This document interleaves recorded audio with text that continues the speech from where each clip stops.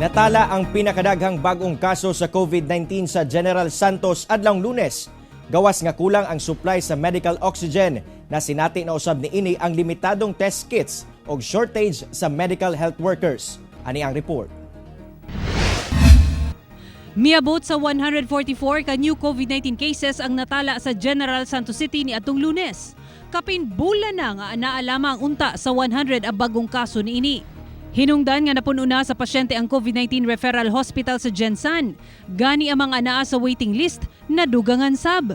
Ang hinihingi po natin dito is hiring of additional nurses and doctors because at the moment po yung doctors natin na nasa rural health units are the same team nga po na nasa bakuna din. Gawa sa kakulangon sa medical oxygen na sinati usab sa syudad ang limitadong test kits alang sa RT-PCR test. Ang labing kabalakan sa LGU ang kakulangon usab sa medical health workers, ilabi na sa mga public hospitals. Mao nga nanawagan ang City Health Office nga maaprubahan ang budget alang sa hiring ug dugang mga doctors ug nurses sa Regional Health Unit. It's very unfortunate that at this time we have very limited test kits.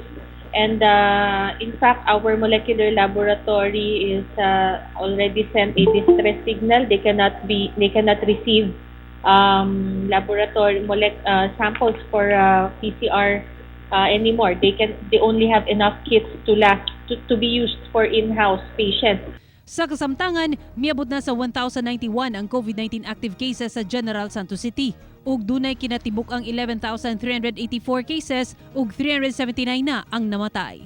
Ako si Sarah Hilomen Velasco para sa One Mindanao.